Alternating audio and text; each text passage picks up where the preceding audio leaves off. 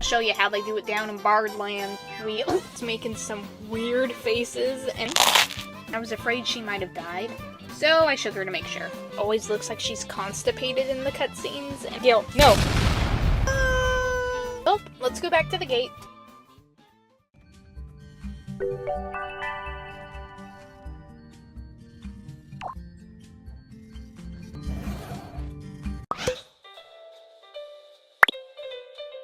Howdy, my name is Dolly. D&D is one of those things that I really love and have gotten inspired by many times, but I've never really gotten the chance to talk about it. Given that D&D is a lot of different things, so it's kind of hard to narrow everything down in one video. Ow. But I did recently find out about Baldur's Gate 3, which is the closest you can probably get to playing D&D in a video game. This game came out in 2023 and it quickly became very popular because of its insane amount of choices. And yeah, there is a crazy amount of ways the plot can change depending on your choices. It's very hard for someone to have the same experience as you. You might have noticed the 3 in the name. And yeah, this is a trilogy of games, but you don't need to play the other 2 to play this game, unless you want to get hit by some nostalgia. Ooh, look at those graphics. Baldur's Gate 3 also lets you make your own customizable character, known as a TAV within the BG3 community. So I thought it'd be fun to go through my playthrough of BG3 and then draw my character and some of my favorite moments. So let's pop it in and see what happens during my adventures in Baldur's Gate. Also, spoiler warning here for my playthrough, you probably will not get the same story as me, but I figure I should give you a heads up. So the game starts out in a Mind Flayer ship. These evil squid-like fellas here are the Mind Flayers in question. And they like to put things in people's eyes! Unfortunately, we also get the eye to tadpole treatment, but not before the squiddy ship gets attacked by a bunch of demons and dragons. And now we get to make our character. Since this is a D&D game, I couldn't not play a tiefling, and I of course chose a bard. Then I spent like 3 hours on my TAV's appearance with the intention of making them as 1950s looking as possible. And then I realized I could make them pink. Oh ho ho! Then I tried to make them as pink as possible. So now that we have our beautiful Pink Tiefling Bard, all she needs is a name. Well, you know, she does have purple eyes. Meet Allie Genesis. She's incredibly charismatic, and that's it. She can't fight for her life, plays the violin, and enjoys a nice stroll on the beach. Unfortunately, we are nowhere near a beach, and are stuck on a Mind Flayer ship that's about to crash. Luckily, I'm able to get out of the pod I was trapped in, so I look for a way out of there. After wandering around a lot, I almost get ambushed by a green woman named Lae'zel. She attempts to kill me, but we both get a weird feeling in our brains that is basically like a spidey sense. She decides not to kill me, thankfully, and comes with me to find a way out. Alright! We wander around some more, kill some guys, and then enter another strange chamber where I notice someone stuck in a pod similar to the one I was in earlier. I ask her if she's okay, and she tells me I need to let her out of this pod or she'll die. Oh, okay. I found the key and then let her out. This took a lot longer than I'd like to admit. She thanked me and said her name was Shadowheart. Sounds a lot like a warrior cat name, but you know what? That's cool! Let's team up and get out of here together. She grabbed this weird dice-looking thing, and then we headed out. Unfortunately, Shadowheart and Lae'zel don't seem to like each other very much, and they started saying a bunch of things I didn't understand. But before I could figure it out, we ran into a Mind Flayer and a demon. Luckily, the Mind Flayer seemed to be on our side, and he told us to get to the console that controls the ship while we take care of the demon. And we started our first fight! Baldur's Gate 3 is like D&D in the way that it's turn-based. Each character gets a turn to do whatever action they can take, like running, casting a spell, or attacking. It's like Pokemon with extra steps. Since I was armed with only a violin, I let Shadowheart and Lae'zel do the fighting. Shadowheart got to the console, and we all got catapulted down to Earth. When I woke up, I realized I was on a beach with Mind Flayer ship wreckage burning all around me. I was pretty sure I should have been dead. Maybe it was the gift of being a bard that saved me from my death. I realized that my 2 new friends I had just made were nowhere to be found, so I decided to go look for them. I found Shadowheart on the ground, and I was afraid she might have died, so I shook her to make sure. Turns out she was fine and had no idea where we were either. She said we should travel alongside each other since we both seem to have the weird spider sense thing, and see if we can figure anything out. I agreed, and we set off to look for our other green friend from the ship. Around for a bit and stumbled across a pointy-eared man in the road. He said he had one of the things from the ship captured and asked if I could kill it. Stand aside, stranger. I'll show you how they do it down in Bard land. Then he pulled a knife on me. Word. Let's try to keep that lovely neck of yours in one piece. Now, I saw you on the ship, didn't I? Nod? So I headbutted him. I got up and told him he should apologize for trying to stab me, and he said, Flowers, so I hope an introduction will suffice. My name's Astarion. I was in Baldur's Gate when those beasts snatched me.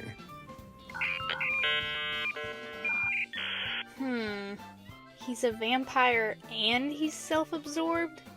Yeah, you're coming with us, buddy.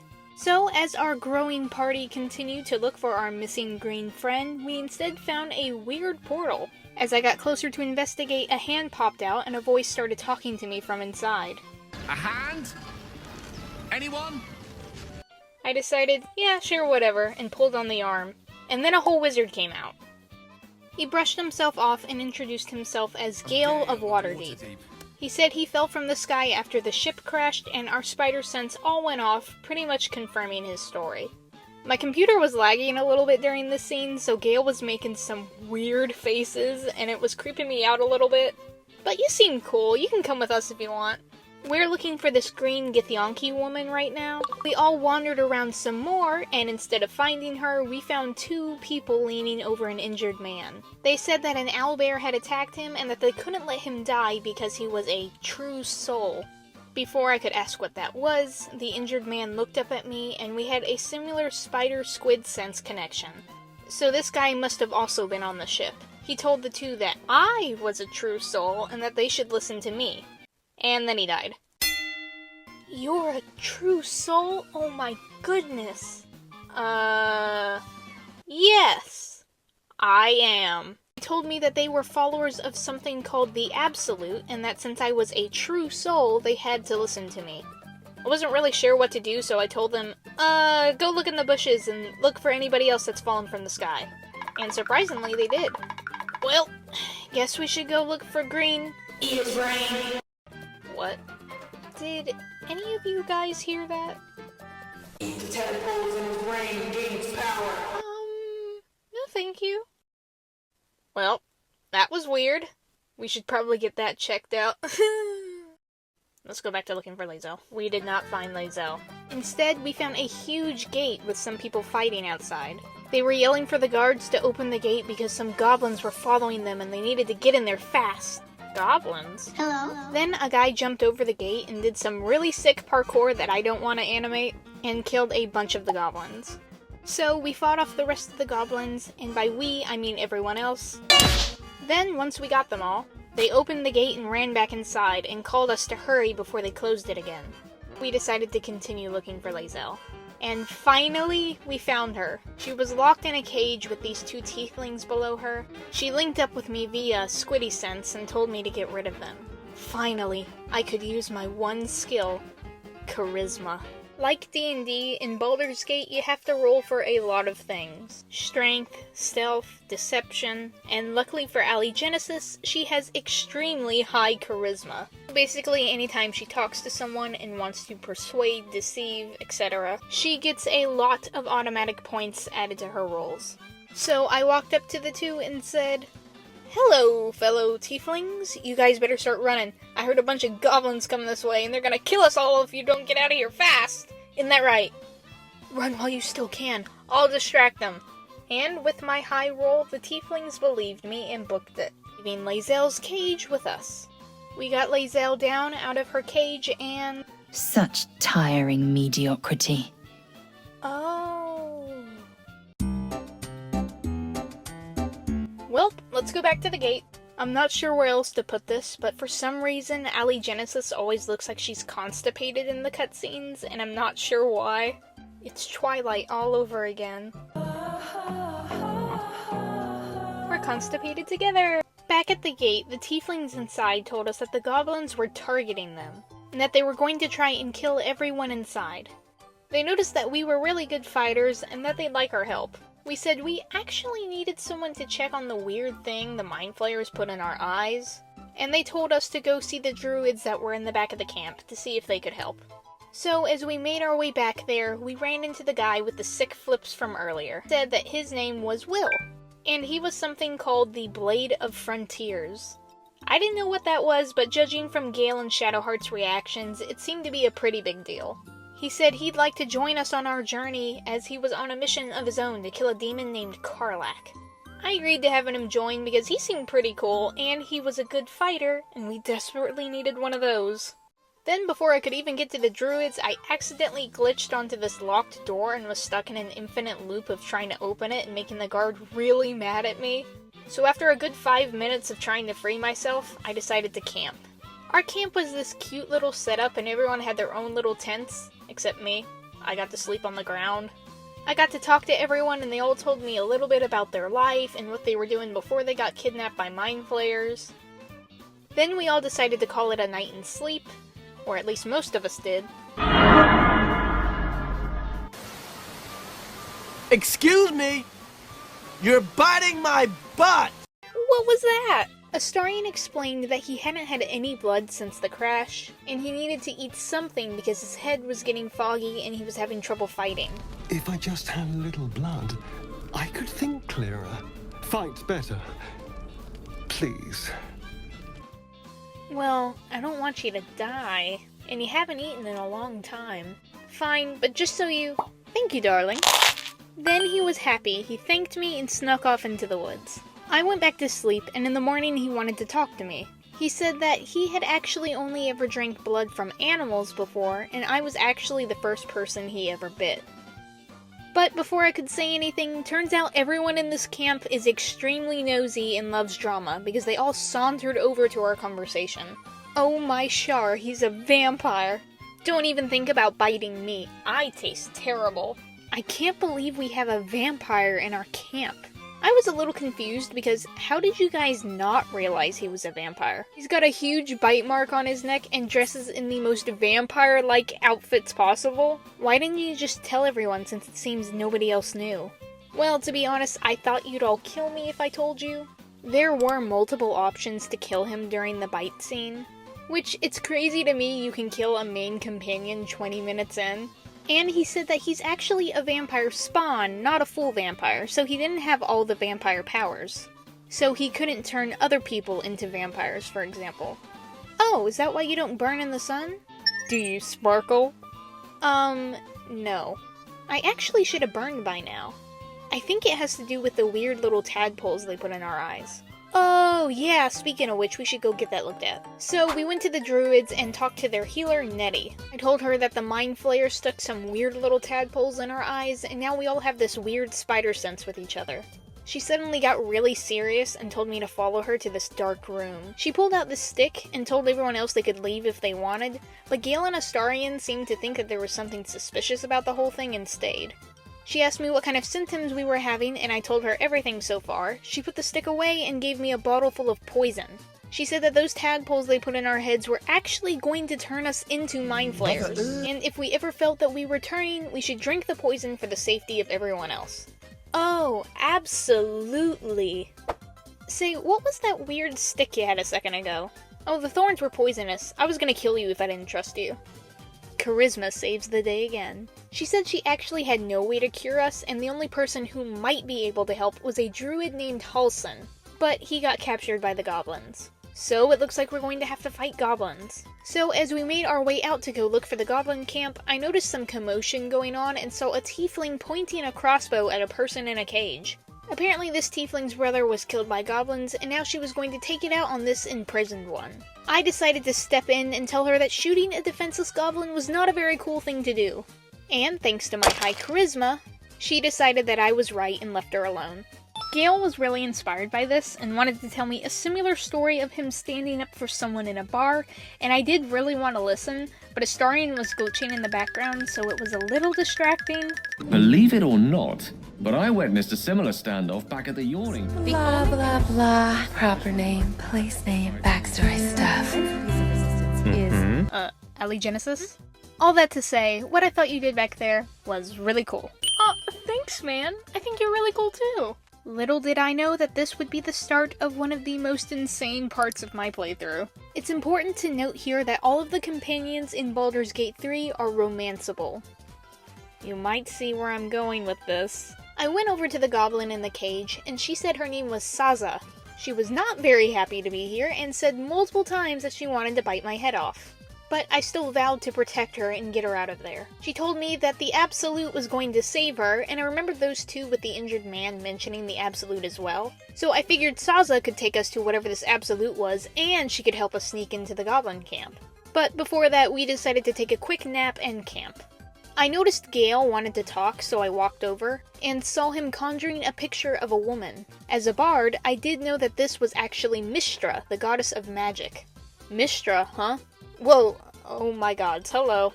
Yeah, I was just practicing an incantation, Oh, fine. Mystra is kind of a big deal to me since I'm a wizard and she controls the weave, which is all magic. Say, have you ever conjured the weave before? No, I don't think so. Do you want me to show you? Sure. Also, in case you're wondering, I was on 1 HP during this scene, so that's why I look like a wreck. Gale showed me how to conjure the weave, and because I was a bard, I was able to do it all perfectly. And before I knew it, this purple magic began to surround us. Oh, wow, this is pretty cool. You know, Gale, I might have thought you were a little weird at first, but you're actually a really cool guy.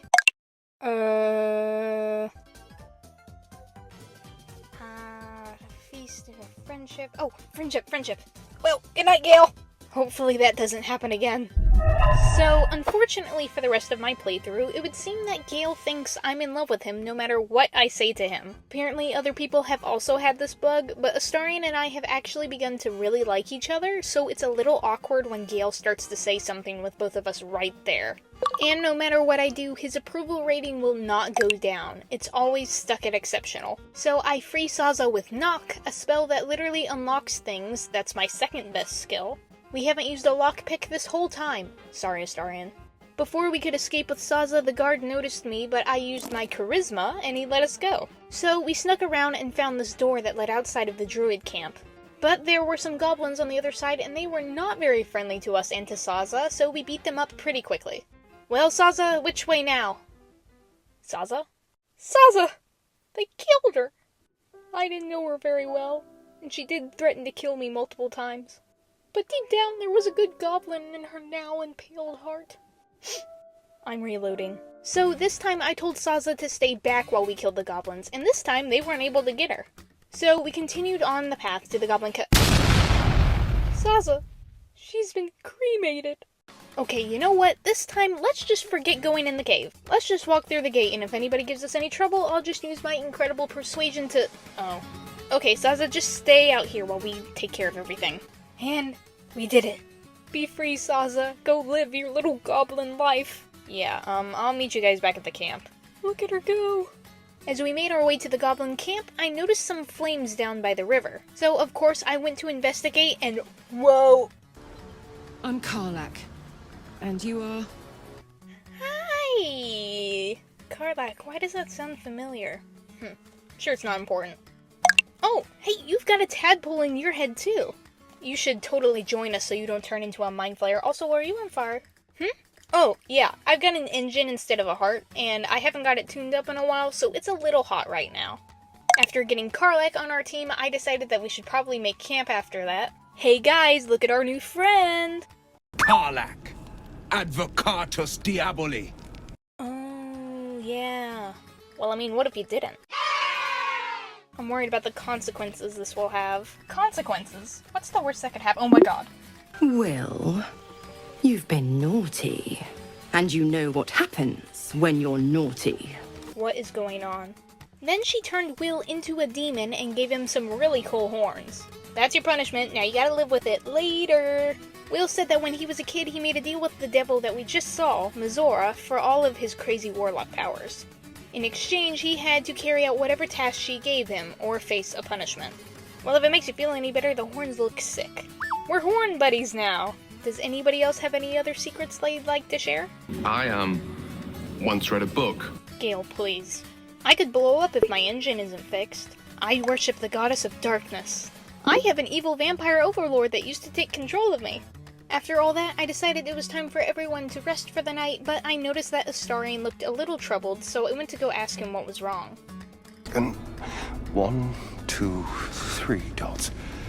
Bloody infernal. How was anyone meant to read this garbage? I had seen the scars on his back a bit before, but now that I could see them clearly, I realized that as a tiefling, I could read them. Could you tell me what it says? It's some kind of contract? It seems like it's only a small piece of it. Infernal pact. But not even the whole text. Whatever he's left carved in my flesh, it's a mystery to me. Thank you, by the way. I think Astarion is my favorite character.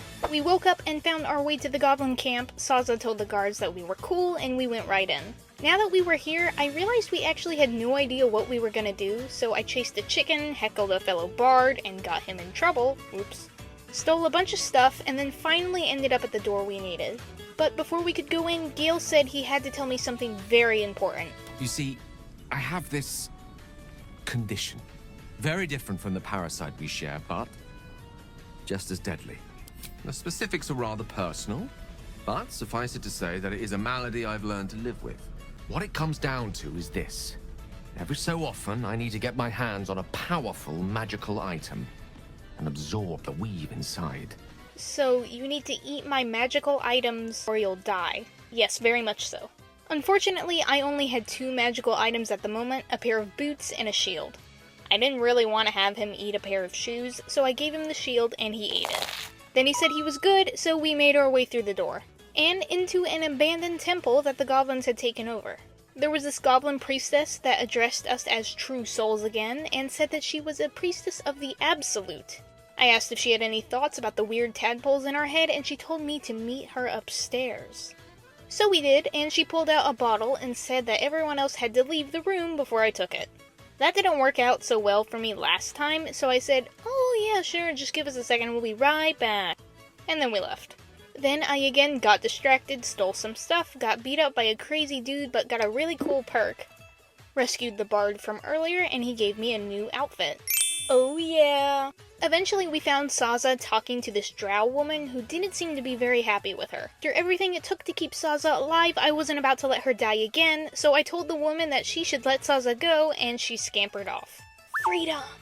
Then my squiddy sense started tingling, and I realized the drow also had a tadpole in her head, and she realized too. Luckily, she thought I was on her side. She said she was looking for the Tiefling Camp, and that she wanted me to lead her to it. In my mind, I was thinking that we could lead her to the camp and then ambush her, so I agreed. Note from me, do not do this. This is probably the most difficult path you can take if you're trying to be good. Then we went down into the goblin prison and found a bear. I used a spell called Speak to Animals and realized that this was Halsin, the druid that was kidnapped earlier that I'd said I'd rescue. So we fought off everyone in the dungeon and told Halsin to go back to the other druids. So we went back to the gate and told the guy that the goblins were coming, but don't worry because we know they're coming. We've got the upper hand here. You did what? Then a whole army of goblins, spiders, and trolls came out of the bushes. Oh. The drow woman told me to open the gates, and I said, no thanks. That made her mad, so she told everyone to charge. Ensue possibly the worst fight in the entire game for me. It took forever, and just as I thought we were getting somewhere, so we decided to camp while I figure out a strategy, and Gale continued to not leave me alone. Also, a devil dude showed up at our camp and tried to make a deal with me, but I said nah.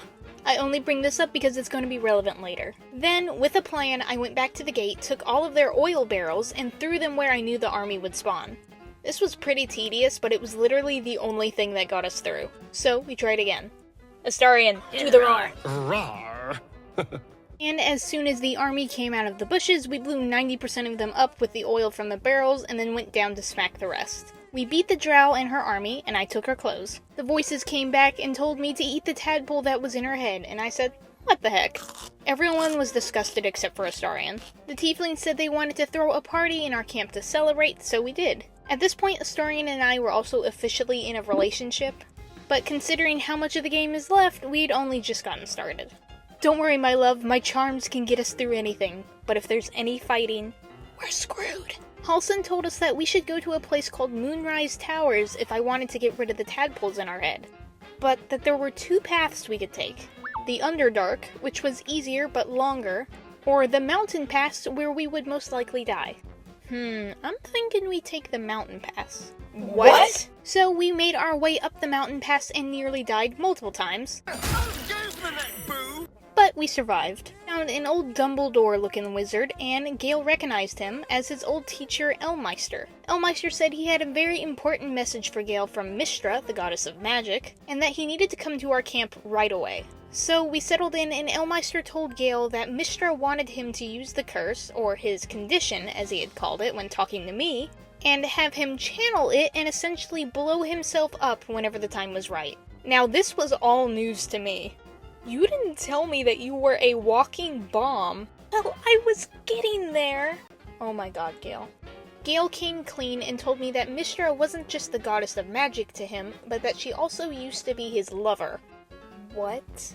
I accidentally planted a destructive part of the weave in myself when I was trying to give it to her as a gift, and then she broke up with me and wanted nothing to do with me. And until recently, I had to feed it magical items or I would blow up. But now it seems Mystra wants me to blow myself up for the greater good. And I'm willing to make that sacrifice. I know it's not my place to say, but I don't think you should blow yourself up for a goddess that's wanted nothing to do with you until it was convenient.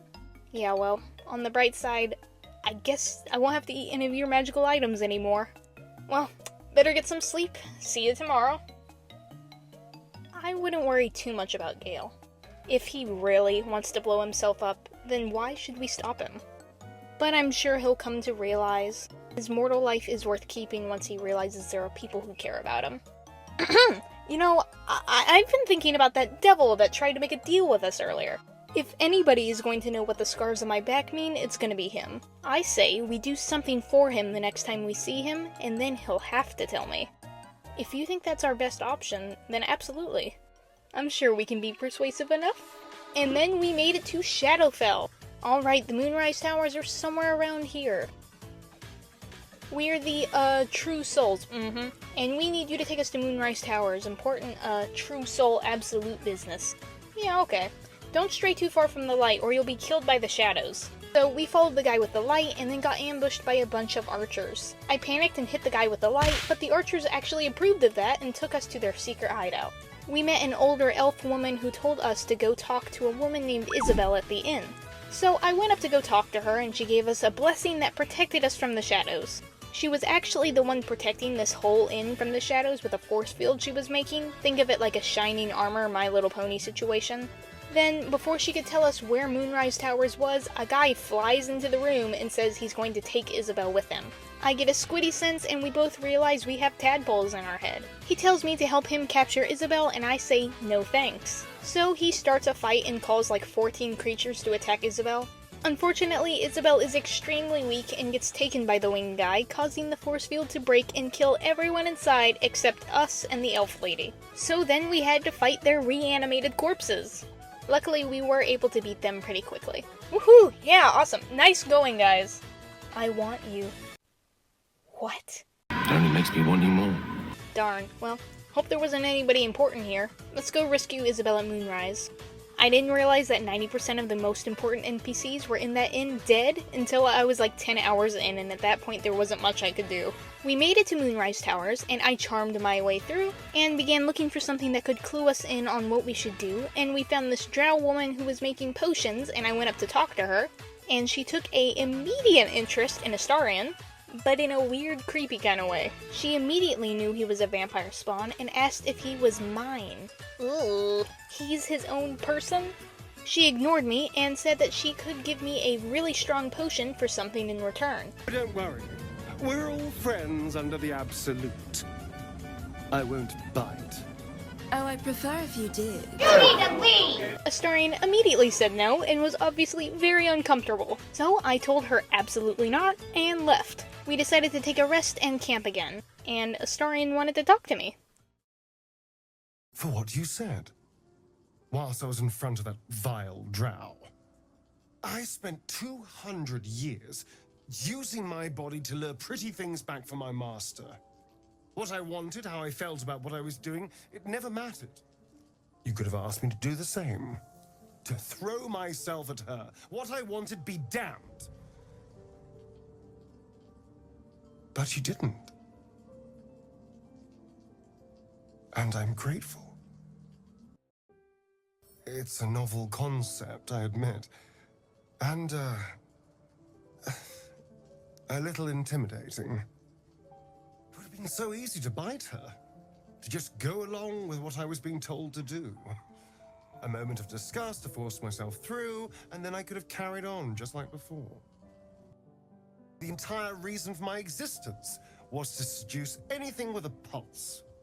And every instinct I have tells me that nothing's changed. I'm still just a means to an end.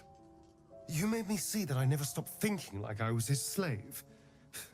Even in freedom. But I'm more than that. More than a thing to be used. Really.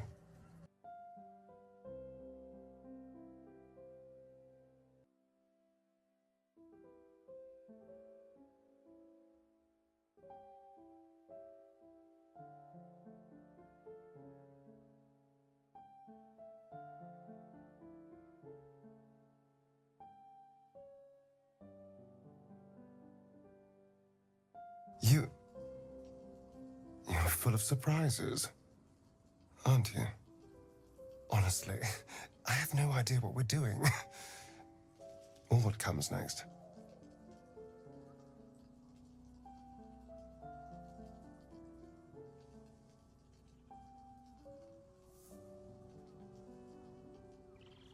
But I know that this is nice. This is actually so sweet. The writing in this game is so good, and I love Astarion so much. Gale must have been spying on us, because the next morning he wanted to talk and said, Cheeks are flush. There's a twinkle in your eye. But I think I am no longer the cause. It's Astarion, isn't it? You two have grown closer than I thought possible. But it looks like I'm the last to know. I thought you would show me the respect of telling me first, but no matter. You can tell me now. Who is it to be? Me or him? Astarion. What? It's always been Astarion. Okay, Gale, look. You're a really cool guy, and I really like your character. But you have been acting insane this whole journey, and I have told you 6 times now that Astarion and I are in love. So just try to understand that you are my friend. I understand. Thank you. Alright guys, let's head out. So, we went back to Moonrise Towers, and oh my god, it's my girl Sazza! Hey girl, how you doing? You remember me? It's me, Allie. Do you know her? Apparently Sazza has gotten herself in another life-threatening situation. But luckily, Allie came just in time to save her yet again. I even got an achievement for it. 2.7%. Why aren't y'all saving Sazza? My squiddy sense went off and this guy seemed to notice and thought that I was on his side. I need you to go retrieve a relic for me. Don't come back empty-handed. Dismiss. Oh, okay. Guess we're doing that now. On our way there, though, we ran into the exact same demon guy Astarion wanted to see. He seemed kind of on edge and warned us not to go into the place that we were actively heading to because we were probably going to die. Astarion here needs the scars on his back red. Do you have anything that we could put on the laundry list of quests we have to convince you to tell us? Actually, yeah. There's this guy I know, Yuger, big demon guy. He's actually in the place that you guys are headed. If you guys could get rid of him, I could totally take a look. Nice. So we went inside, stole some stuff, triggered way too many traps, and solved a puzzle that opened a secret passageway. Ooh. We looted some more, destroyed a bunch of skeletons. Gale, what is that? Cause an explosion that kills everything. Ooh, that sounds good. Let's do that. Wait, Gale, what are you... Wait, Gale, no! He blew us all up. Why is that an option that's just right there? Well, now we know that Gale has a permanent self-destruct button. We met a creepy guy who knew we were looking for the relic and pointed us in the right direction. Ah, thanks. I didn't trust him though, so we took him out. We found Uger, the dude the devil guy wanted killed, but being a bard, I decided to pull a little sneaky one and convince the guy to destroy all of his underlings and then himself, and we didn't have to fight at all. Hey, so that you killed Uger, nice job. So the scars are part of a contract that Cazador made with a demon, and when he unites you with the other vampire spawns, he can incite a ritual that will make him the strongest vampire of all time, the Ascended Vampire. And what will happen to Astarion? Oh, he'll die. What? Yeah, so bye! Oh my gosh, Astarion, are you okay? What if I became the Ascended Vampire? The most powerful vampire in the world? I mean, you know me. Oh, also, you become super evil and basically lose your soul when you ascend. Okay, bye. Yeah, you're not doing that. We can kill Cazador, though. Yay! Oh, what is that? Gale wants to have a private meeting. Ugh, Gale! Well, I told him we're just friends, so I'm sure it's something else. Oh no, what is this? Are you okay? I am terrified. I will not claim otherwise. My face could scarcely conceal it, even if my words sought to deny it. There is no point in running from the inevitable. Better to meet it on my own terms. You must know that you're very special to me. Oh, Gale, that's really... If things were different, if we were home, I'd have taken time to do things properly. Wait a minute, no. I'm in love with you. Now, BG3 is a very big game, so I can't go through my whole playthrough. We haven't gotten anywhere near Act 3 yet. But I can give some small highlights. We killed Cazador and I convinced Astarion not to ascend. He showed me his grave and we had a really cute scene where he talked about finally being able to be free, and he wanted his first choice that he made since his freedom to be choosing to be with Allie Genesis. Aww. We met Gale's cat. She was pretty cool. And Lae'zel got kidnapped. Oh no! Anyway, I'm just kidding. We're gonna rescue her. Eventually. I totally get why people like Lae'zel. She's got a great character design and her voice acting is really good. I just don't personally like her. Gale refuses to leave me alone. Gale, please, I really like you. Why are you like this? So for my Baldur's Gate drawing, I drew the Charm Bard herself, Allie Genesis, and some of my favorite moments from the playthrough, like the hug scene and one of Sazza's unfortunate endings. And of course I had to include Gale in all of his glitched glory at the bottom. I also tried to add Karlach in some way, so I added this small little doodle as well. And here we are! I really like the one of Astarion and Allie Genesis a lot. So that was a little bit of my playthrough of Baldur's Gate 3. I've put a lot of hours into this game and still haven't finished it, but I will for you. I'd really like to know who your favorite companion is and why. Mine is obviously Astarion. Tee! If Gale is your favorite, please tell me some funny moments you had with him, because I wanted the silly version of him I always saw, but instead I just got freaky Gale. Maybe in another playthrough. So if my video made you want to play Baldur's Gate 3 and you haven't already, I recommend it. I once read a book. Oh no.